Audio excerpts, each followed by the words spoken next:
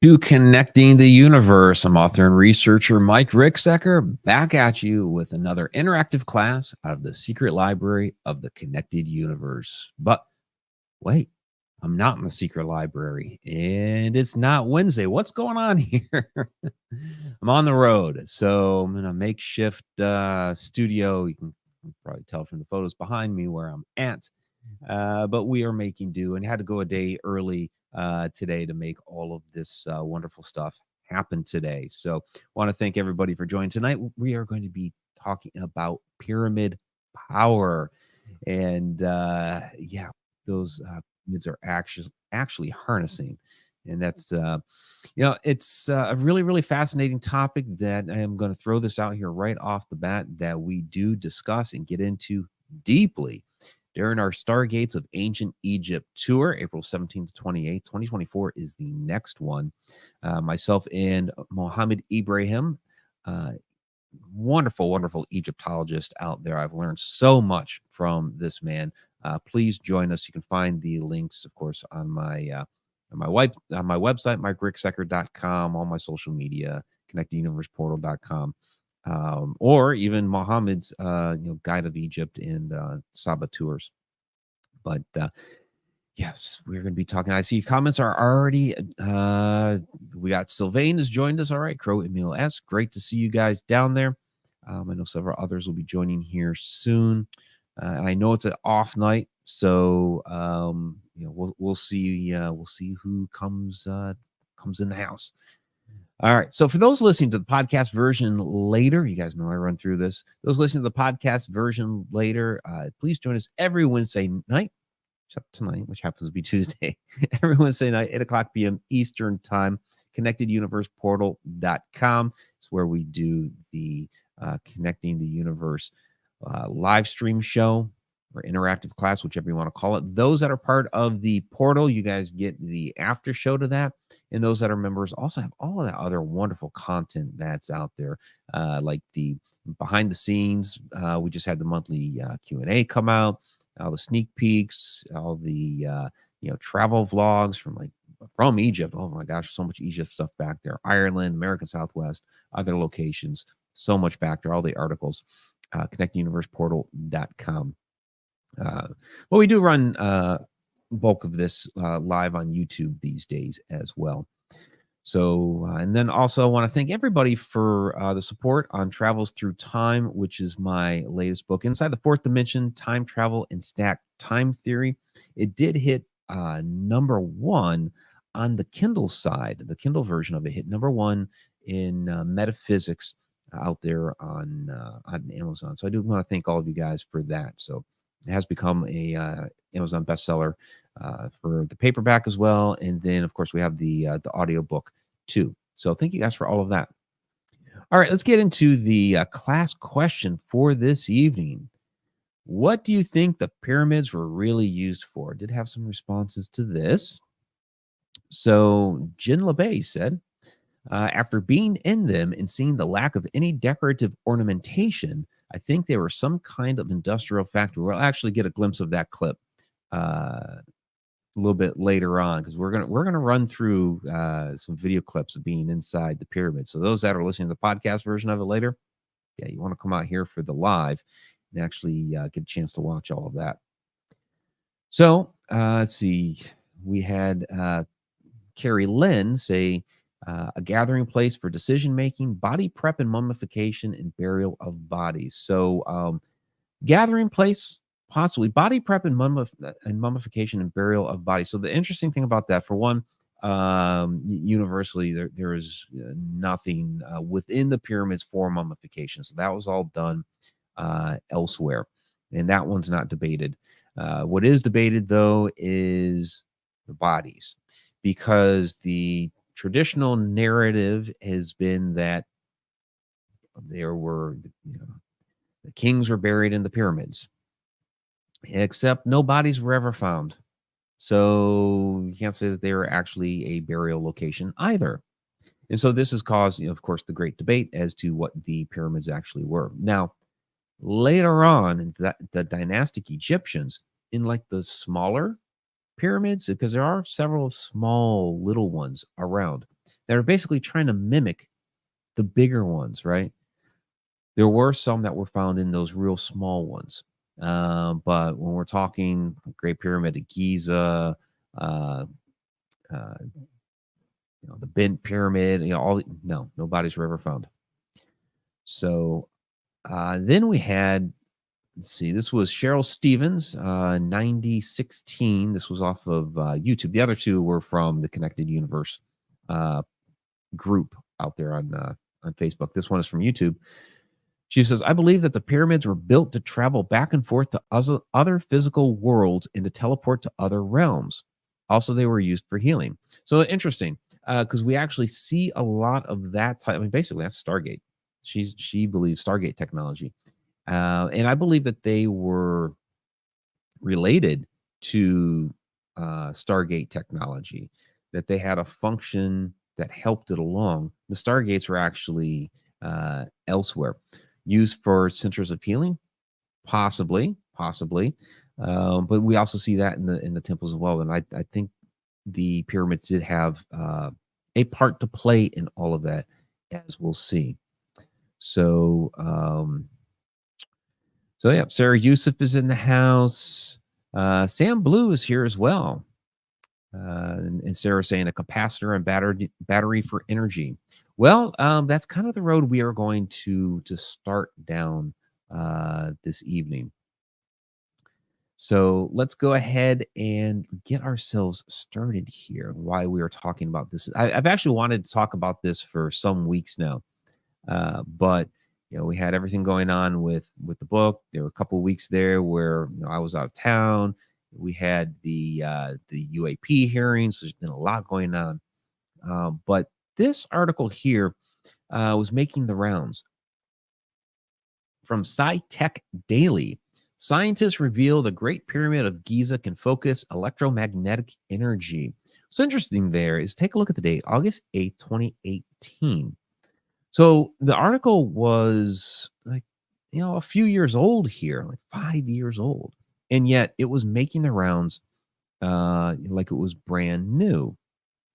And, having been involved in this research for a while, it's like, how did this get hidden? Where was this article hiding? Because nobody was talking about this, but everybody was talking about it a couple of months ago. So basically what this says, what the article says, and you can look it up. The link is out there. And this is actually the citation for it. We'll come back to that in a second here.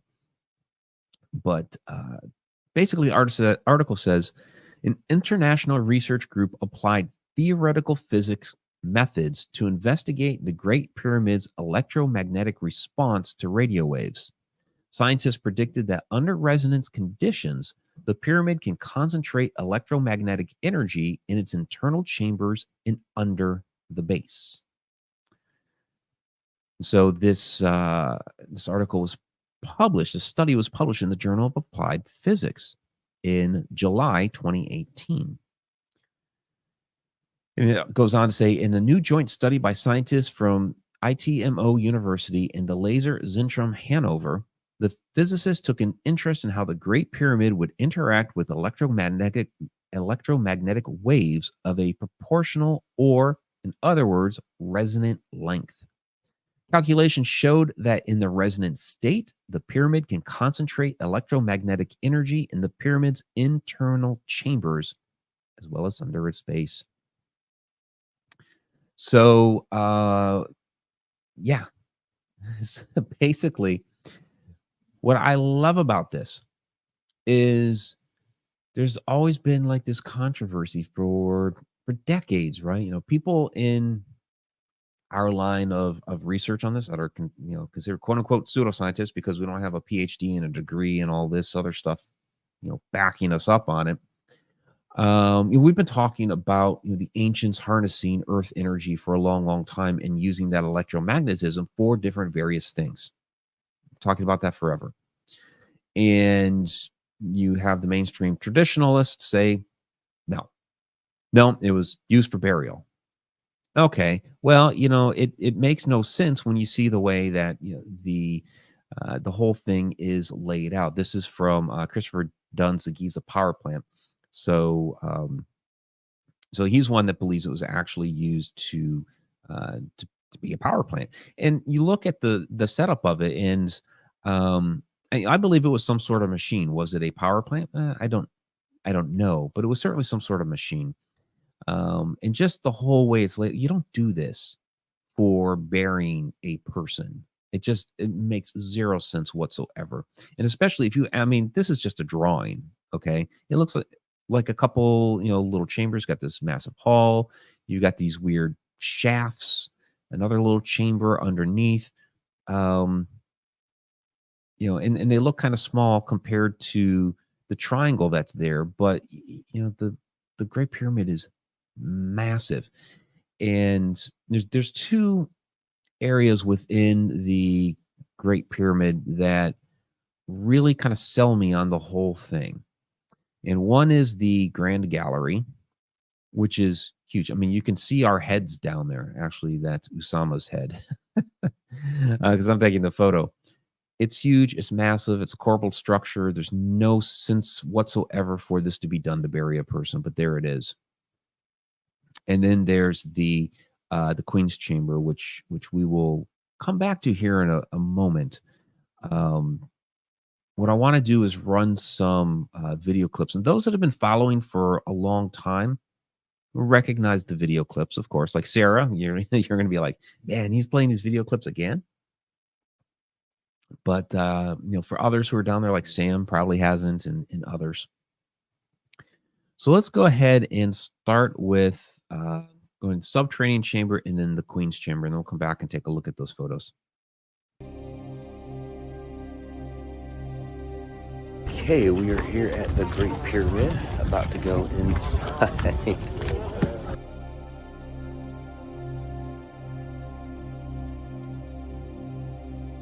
So we are now on our way down the subterranean chamber.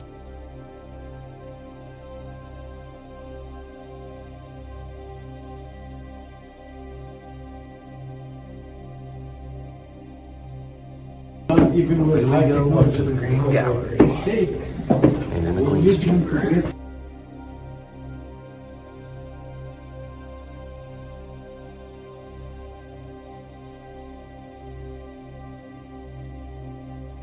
Okay, but we'll just look at the Queen's Chamber here. I mean, back in there, looks like heat damage. You can see kind of like rivulets. It's almost like molten, but then it's all blackened all the way up, especially back there where you have all these little rivulets. And it kind of got cut there a little bit at the end. That was kind of weird. So, all right, now keep in mind for this whole presentation this evening, this idea of the electromagnetism being present throughout all of these chambers, right? Go back to what they said here, that the pyramid can concentrate electromagnetic energy in the pyramid's internal chambers. So it's harnessing energy, right? Well, what were they using that energy for? Honestly, we're not quite sure. Some sort of machine seems to be the case. So when we look at the Queen's Chamber, and this is the one wall in the Queen's Chamber. It's an interesting little niche that's there. It's a corbelled structure. Keep that in mind, the way that is carved in there. I mean, we see that in a massive form with the Grand Gallery. Keep that in mind as we go along, okay? Traditionalists have postulated that, there's some sort of statue or idol that was placed in here. Well, yeah, except none was ever found, for one. And two, you can see there's something going on here. One, there's a passage, goes about 30 meters into the pyramid there. You can kind of see a bunch of kind of garbage or equipment is lying there right in the middle of the thing. But that passage goes back about 30 meters.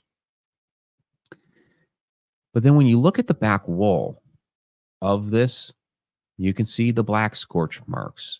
you can see what I was talking about in the video, the rivulets. So this is basically the stone being melted.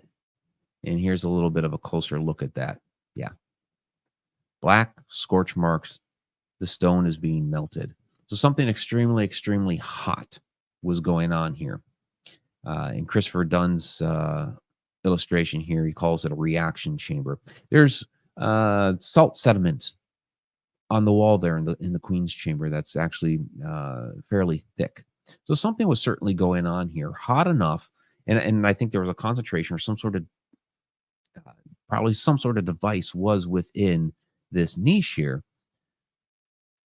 that caused that to burn and to melt, and then whatever its function was, yeah, it caused that salt to build up on the walls. Truly, truly fascinating. So Sarah's asking, are there any structures such as stargates and obelisks near the location of the Great Pyramid? So that's a good question. So of course you have the other pyramids that are there. There are obelisks, throughout Egypt, but ones that may have been there, like right on the plateau, like the Giza plateau itself, does not have obelisks. But there are other obelisks all throughout Egypt. And one of the ideas is that the power that was generated from the pyramids, was transmitted to the obelisks, and the obelisks were like a relay. And given that they were made of granite, which is 55% quartz, or at least the Aswan rose granite, depends on who you talk to. You're talking to Dr. Mohammed, and he's like, well, it's kind of closer to 60. So the substantial amount of quartz, and basically transmitting that signal across. So, all right. So as we move through the Great Pyramid, I'm going to play the next clip of the King's Chamber and the Grand Gallery.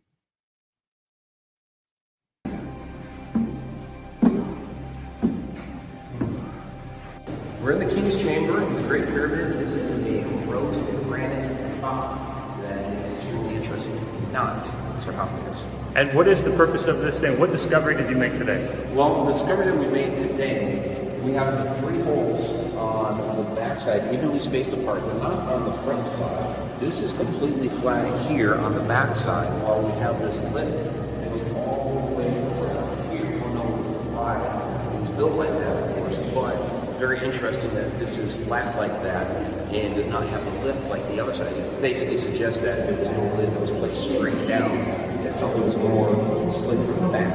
All right, looking down the Grand Gallery. Just, Jen is over here. So Jen, real quick, there she is. Even she was saying she feels like she's in a factory. And yeah, really, I don't know about power plant, which is, Christopher Dunn's idea, but definitely some sort of factory. To me, the Queen's Chamber just like epitomizes that. But even in the King's Chamber over here, the rose granite has been turned black. You have marks up on the ceiling from some sort of chemical reaction that was going on in there that made those marks, and it looks like the box is nicely lined up with that. And then of course you have big resonance chambers like this. Yeah, so we're gonna talk. I was right at the end there, I mentioned resonance chamber. We're going to talk a bit more about that with the bent pyramid, but you see it there with the Grand Gallery as well. This is a type of structure that is used for harmonic resonance and sound. And between what does not get very much attention at all, if we go back to the illustration here, so you have the Grand Gallery, which is that long slanted section right in the middle of the pyramid, and then the King's Chamber, and you see kind of the structures that are above the King's Chamber, which really don't, as far as we know, don't serve a purpose. Now, traditional say, well, it's, dispersing the weight or distributing the weight. Well, that Makes no sense considering you don't really have the same thing on the Queen's chamber, which is much deeper in the pyramid and would probably need that sort of support if that's your reasoning.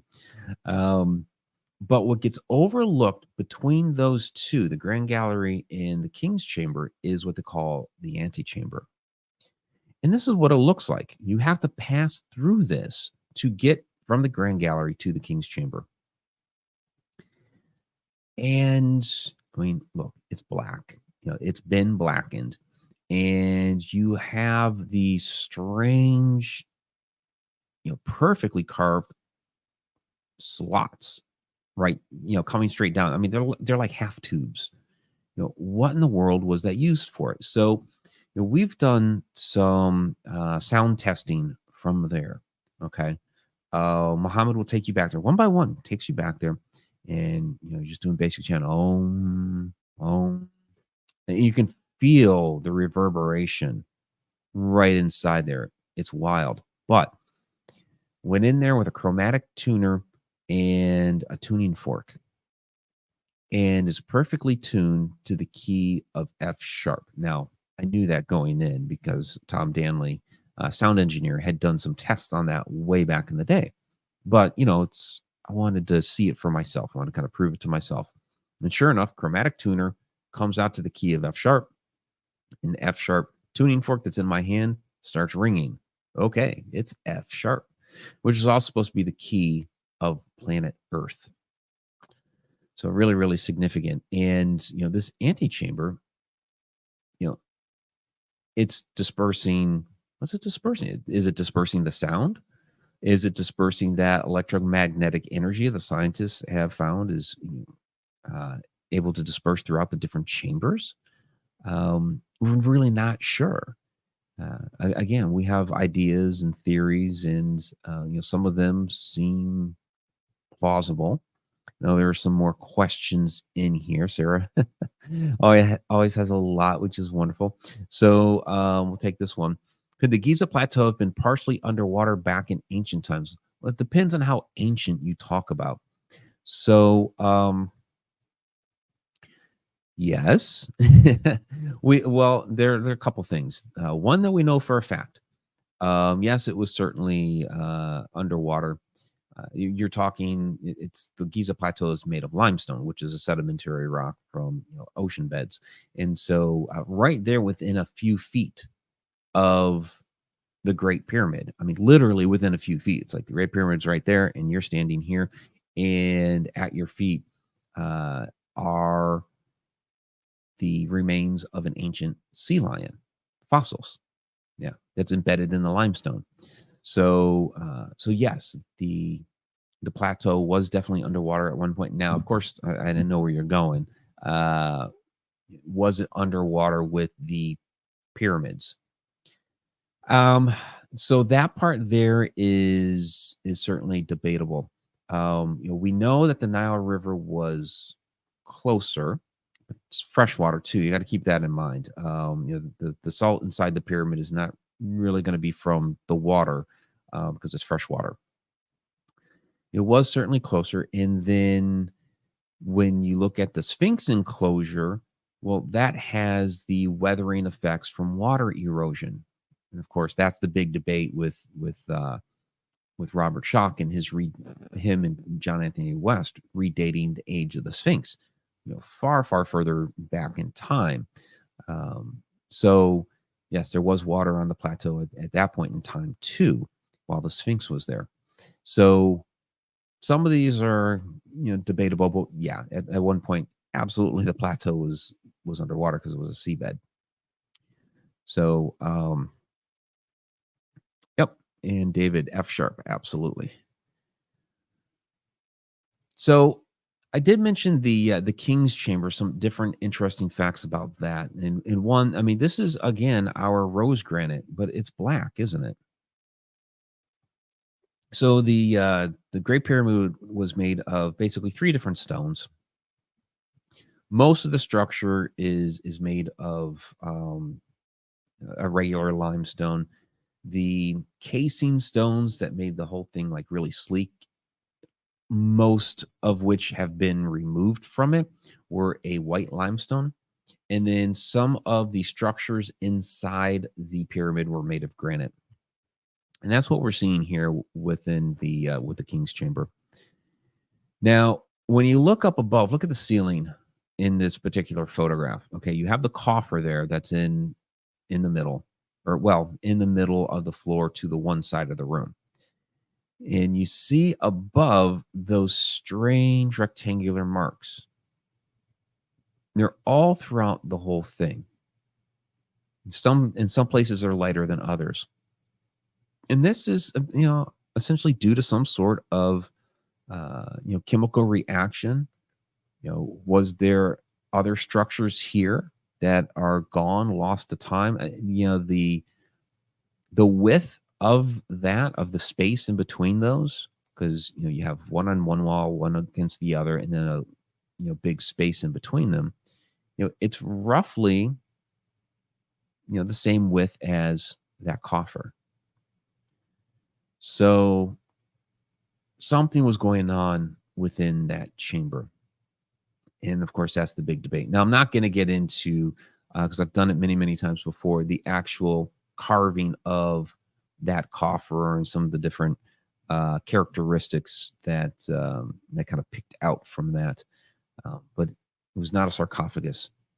It's not a sarcophagus. You go to the Egyptian Museum, go to the Louvre, go to the Valley of the Kings. You look at the sarcophagi that are at those locations anywhere else in Egypt. They're not constructed like that box. So, all right. I do want to move on from the Great Pyramid because we're talking pyramid power. So that's not just the Great Pyramid, it's other pyramids too.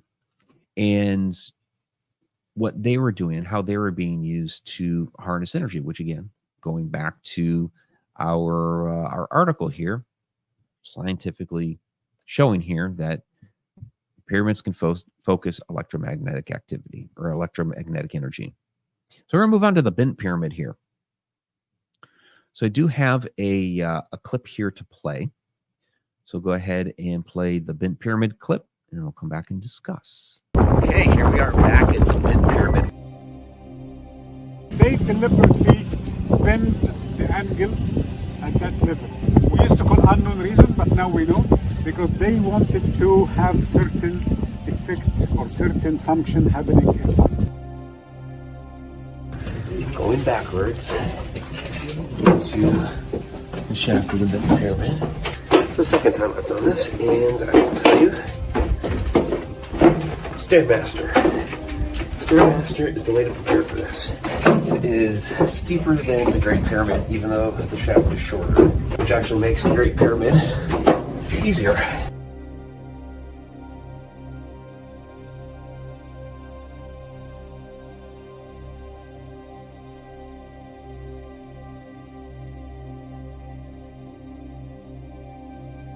So what's fascinating about this, and we see it also in the Great Pyramid of Giza, the corbelled structures inside. So you have an entire corbelled shaft.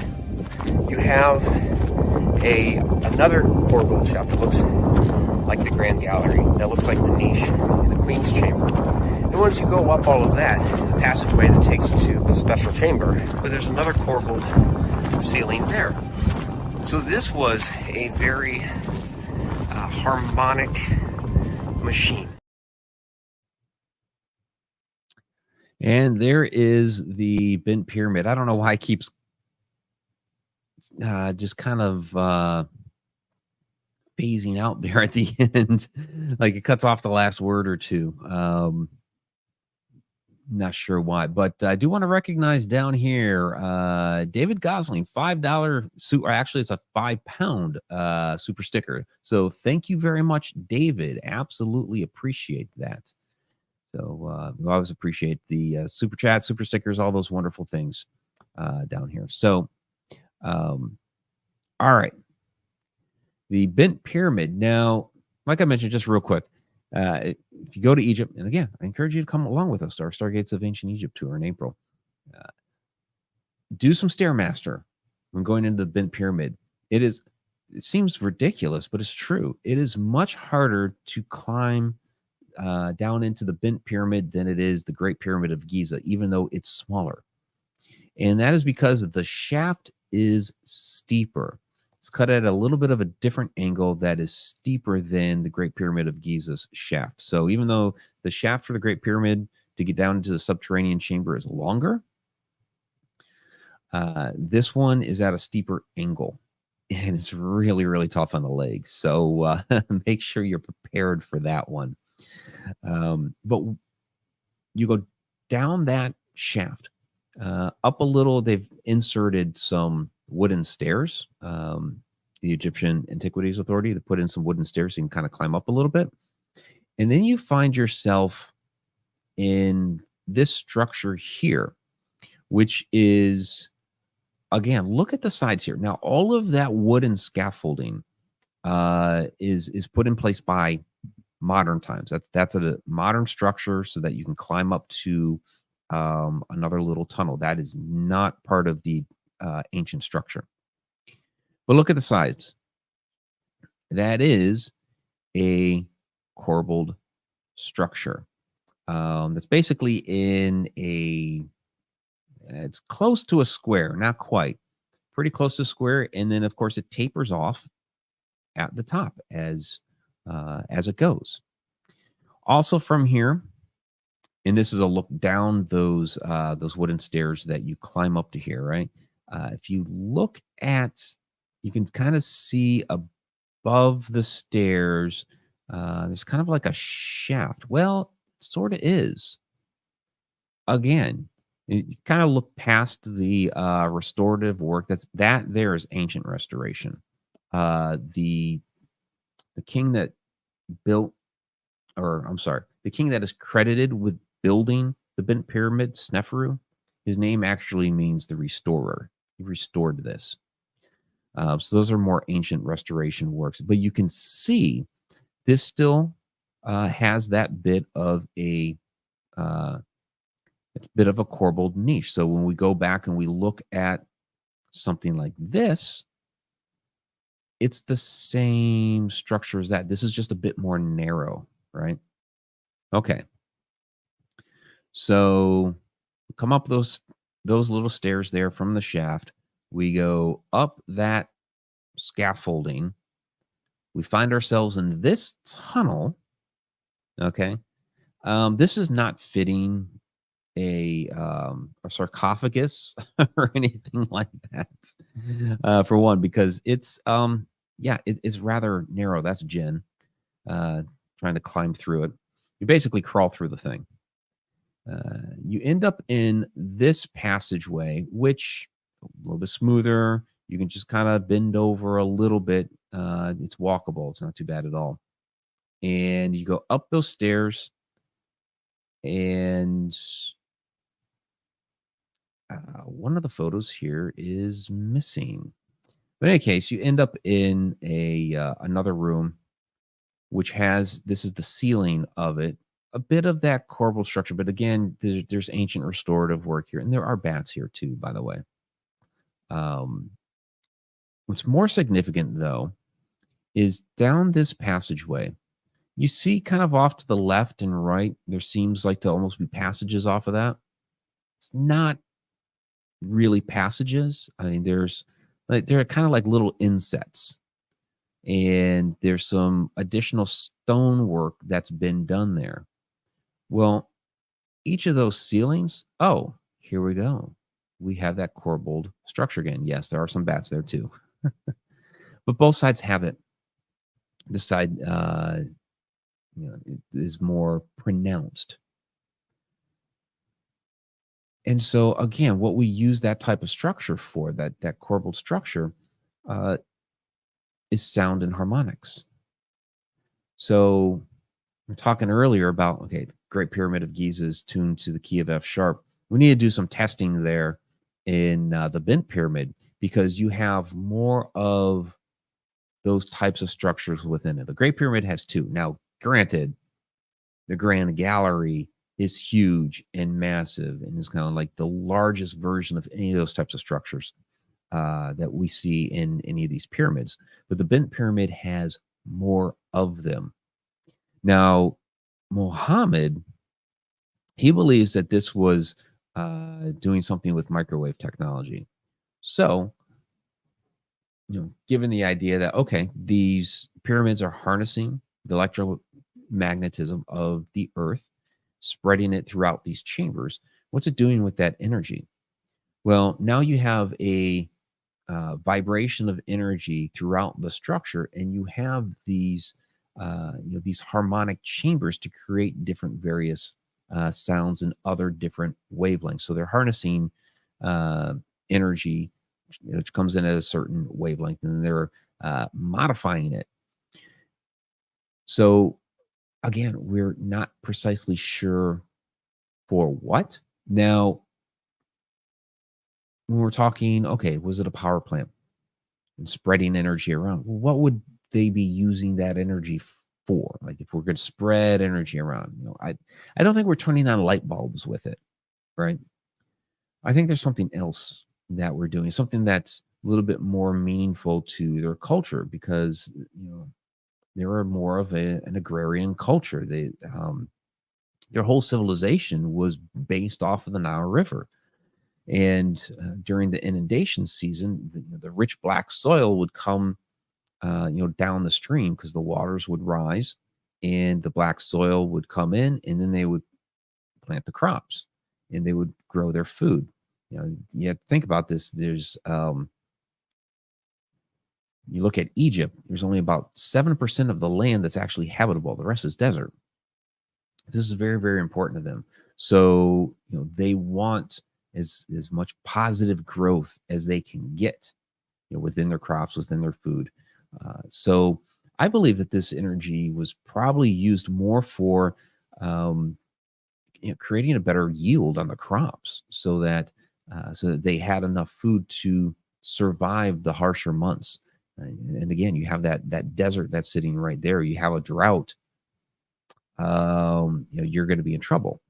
So I think that's what it was more used for. Again, that's going to be, debated, of course. So let's see some other comments down in here. Yeah, the bats are keen again. That's something that's kind of interesting. Is the bats that have gotten into some of these different pyramids. You don't see that in the Great Pyramid anymore. They had years and years ago. They had some issues with the bats.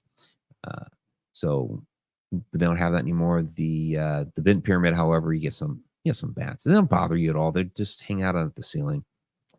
And then Jill's in the house. Great. I like this from Sarah. Might be a Tesla charging station for UFOs. Yeah. So David, I know this is old, but what does Mike feel inside these structures? I mean, there's a palpable energy.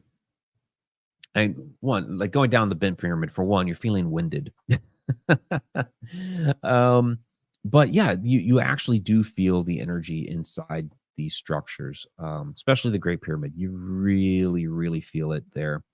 And you're tapping into something. And so, okay, the pyramids are harnessing electromagnetic activity. Well, your body feels that. You go stand to a large electric transformer, right? I mean, you're going to feel it. And so, yeah, when you're inside these pyramids, you feel that energy. So,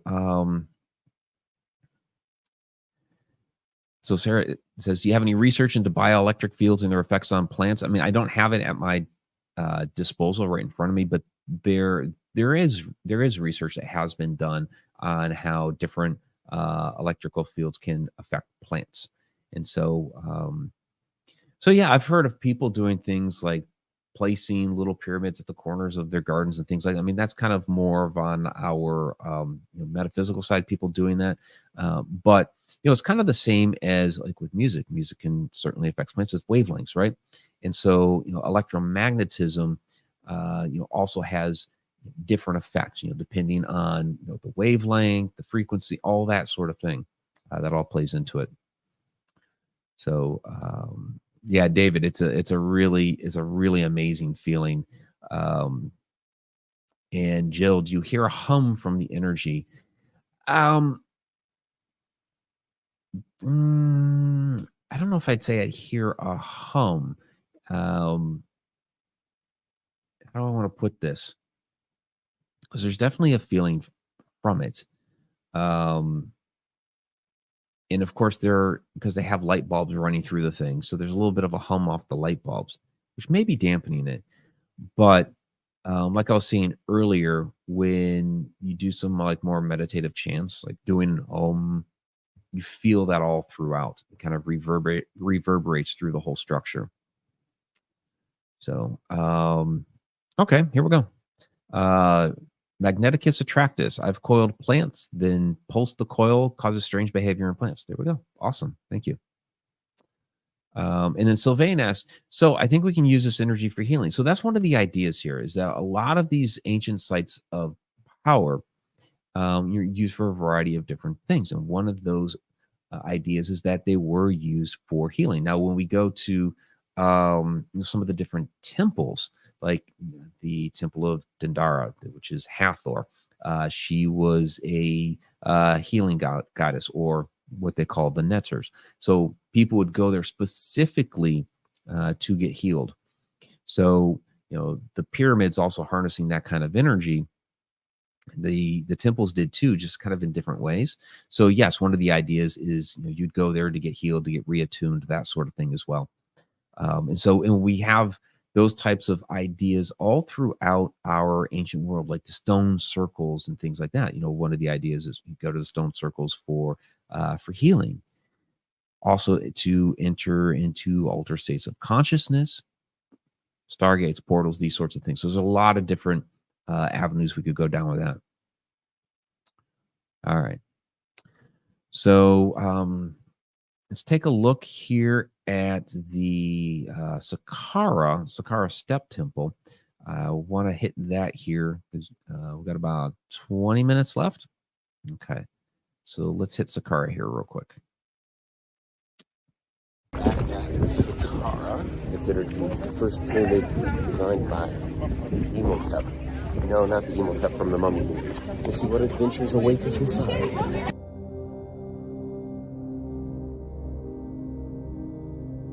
So this baseline is completely balanced with north side, and the other base perfect to east. So because it can be a little bit off center, right? No, it is perfect. Big hole, and by the way, it's not the small hole. That hole is 9 by 9. Big hole, we're gonna see it.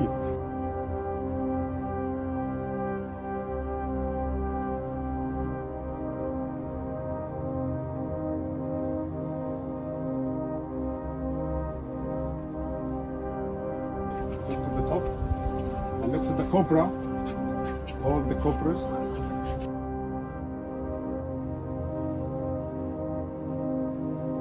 This all can be put in one crazy idea, my idea, that we are talking about a huge portal. Because we have so many carvings and paintings and symbols of snakes and cobras in our language, but not all of them mean cobra or snake. No, they mean energy. All right, we have a second clip here to follow up on that. I did them separately because of some stuff that I was doing on social media, TikTok, that sort of thing.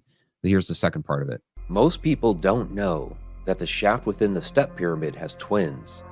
There are more mysterious vaults to be found, and they all line up perfectly at Saqqara. What were the vaults used for? This piece is in a cone shape. It is wider at the base. So when you try to take it out, it's stuck more, so you cannot get it out. So any pressure underneath will push this stopper up, so we'll close it more. So that was the case. That's why I call it pressure, like the pressure cooker. If you come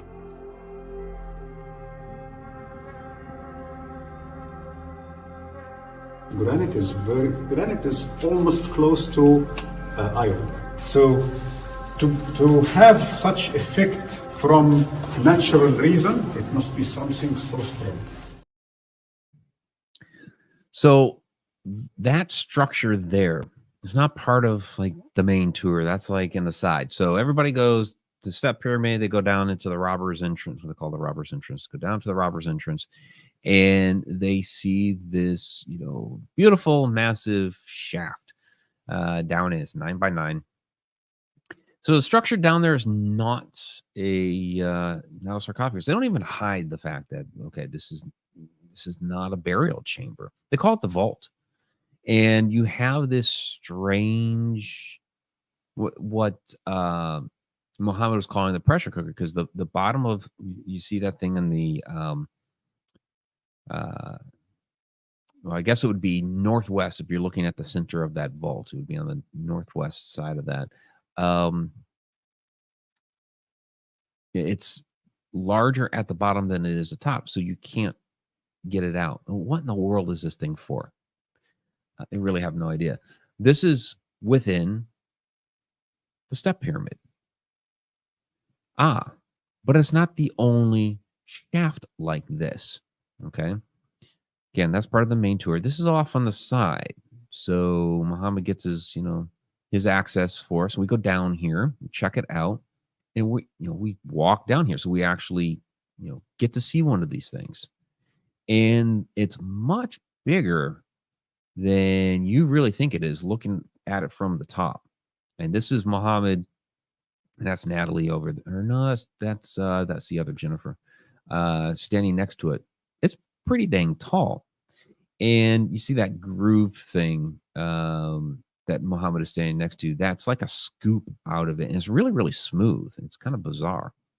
And then you look straight up into the sky.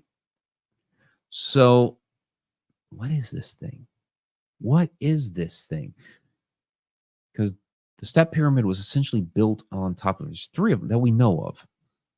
There may be others in the area. That's the big question. We actually really don't know what they are or what they were used for. They were some other structure. They were not built there for the step pyramid. The step pyramid was built on top of and around it.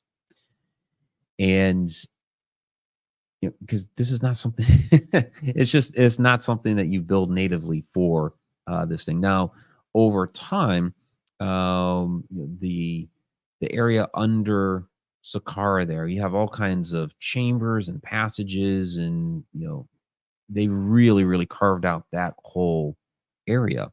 But again, this is another, as you go through Egypt, you find that the dynastics repurposed and reutilized and built on top of a lot of older pre-existing structures. And so these shafts predated that area, predated what was there with the step pyramid. And this is actually Muhammad's backyard, like literally.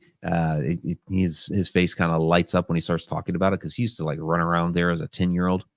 And I should have brought up a picture. The courtyard for the step pyramid, when we walk out there, it's a nice huge rectangle. And you got all the sand and everything. And he's like, when I was a kid, this was all alabaster. But not there anymore. But yeah, big question. What exactly were these structures? We don't know. But this was something that with that step pyramid, which is built quite differently, but yeah, it looks like the step pyramid at Chichen Itza. It was trying to harness some sort of energy off of these things. Some other comments and questions down here. Yeah. I know that's kind of what he likens it to, because when you get that energy within there, it is creating a pressure within those chambers, and whatever it's trying to do, it's not going to be able to pop out of there, right? And yeah, Sarah's like a Legend of Zelda dungeon. So Magnetis Attractus, what do you see at night looking up through the shaft? You'd see a nice starry sky. Now, there are celestial alignments with all the various pyramids and that sort of thing. So I'd have to.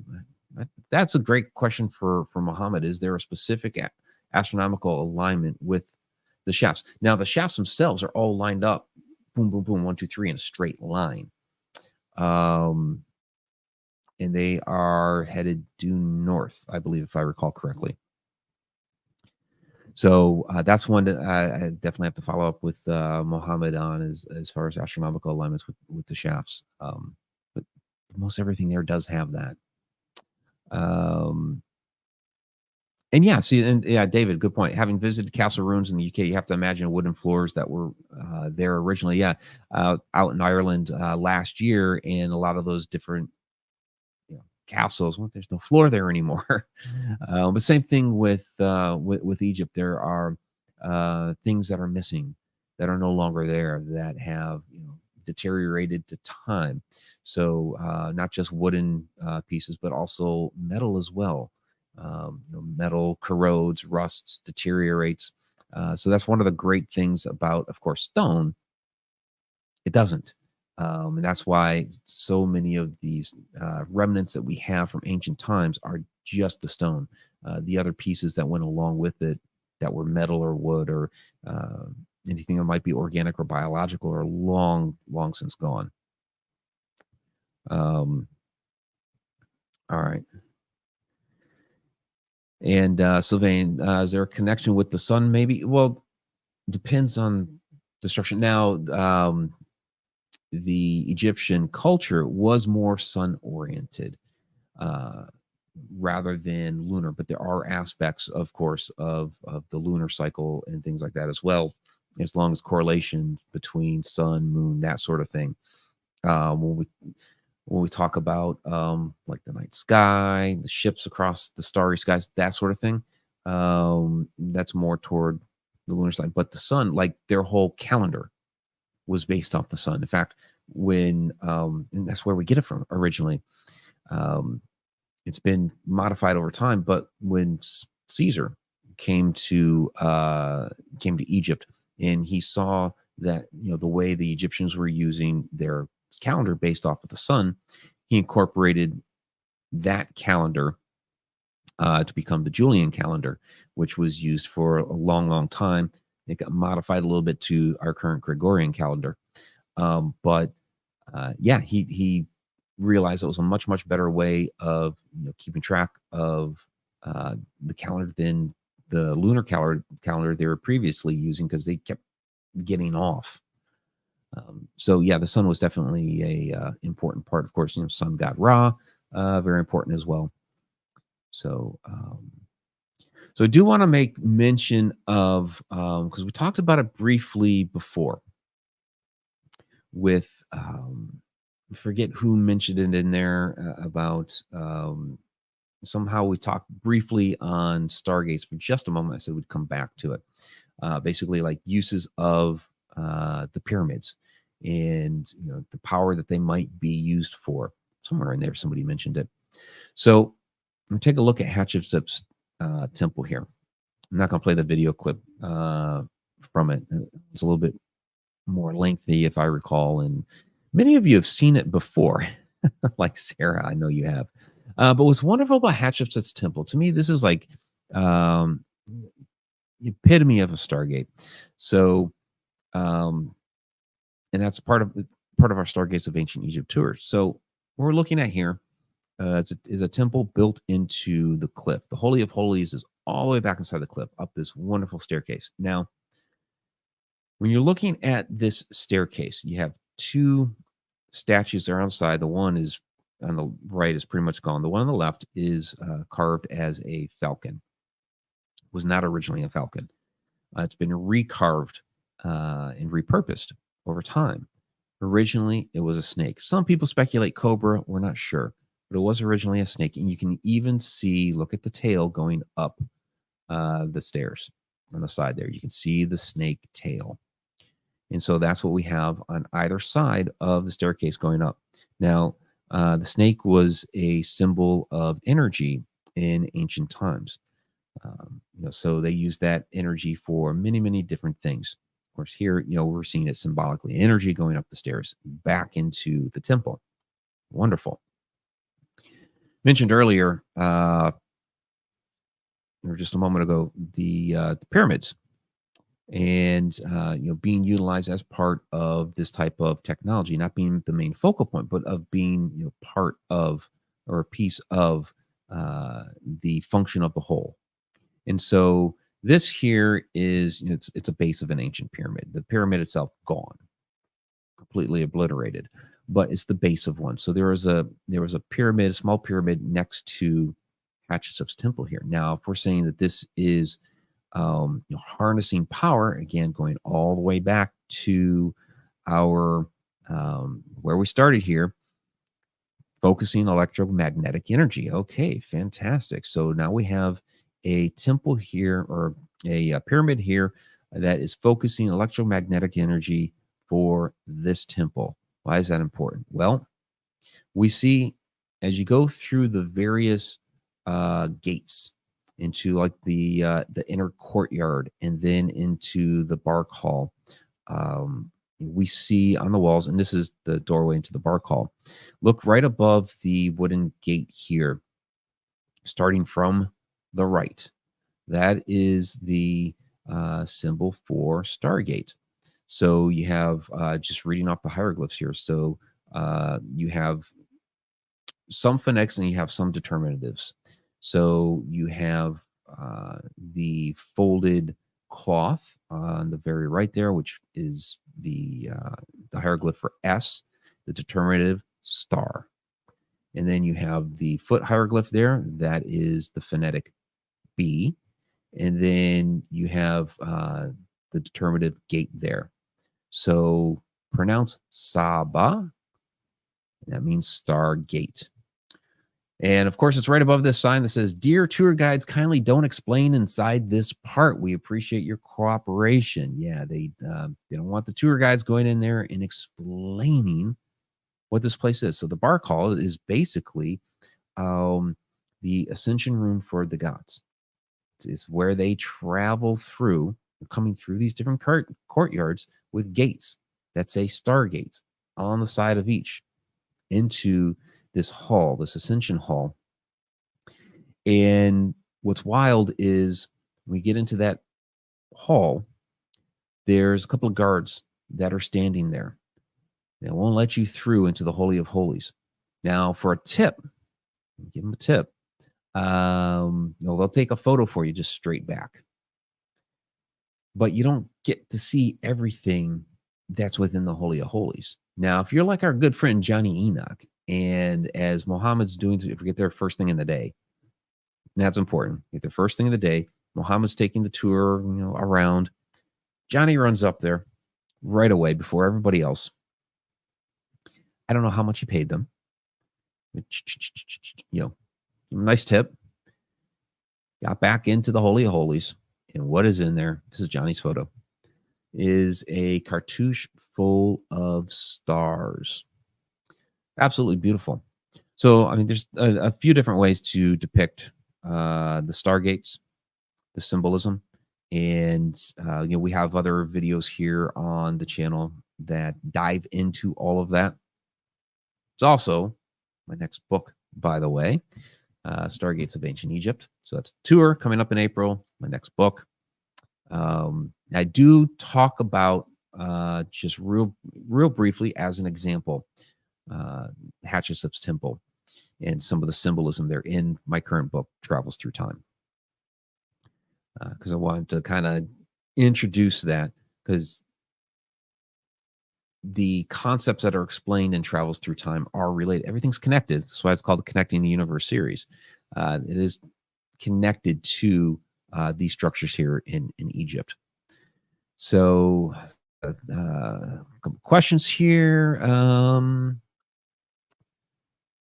So Sam seconds David's question is, have the pyramids ever been considered an impenetrable defense like a castle? We know they have tunnels for possible food storage. Well, what's interesting is, like with the Great Pyramid, for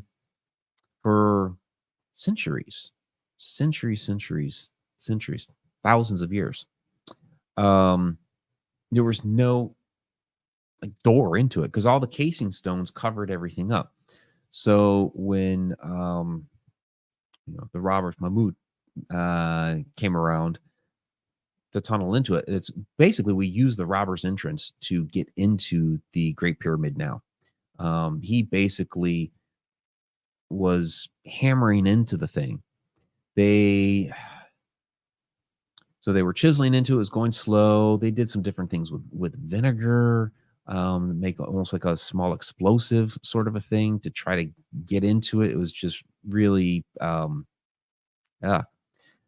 barbaric to try to get into the Great Pyramid. Now, many people do suspect that he had some sort of knowledge. Some people think maybe it was a map or something was handed down over time, because where he tunneled in, it perfectly, and the odds of it are just ridiculous. It perfectly hit where where basically the Grand Gallery meets the passage going down to the subterranean chamber. It was like perfect. Makes no sense that it would have been perfect like that, but he hit it. But yeah, basically the Great Pyramid was pretty impenetrable for a long, long time. Now, is that some place where if they were being attacked, that they could have done food? Well, I mean, they had grain silos and things like that. They had places where they could store food. And I mean, the ancient Egyptians, at least the dynastics, were pretty confident of themselves and their prowess. So they weren't really used for things like that. But I suppose in a pinch, if you had a back door to get into one, you could take a small group into there, but you're not putting thousands of people in there to hold yourself up in like a siege type of situation. Just, it wouldn't be practical for something like that. But they were pretty impenetrable. So Psychophia, the pyramids lead to a portal. I think they were used to aid in portal technology. They were part of the puzzle for all of that, in my opinion. So, all right.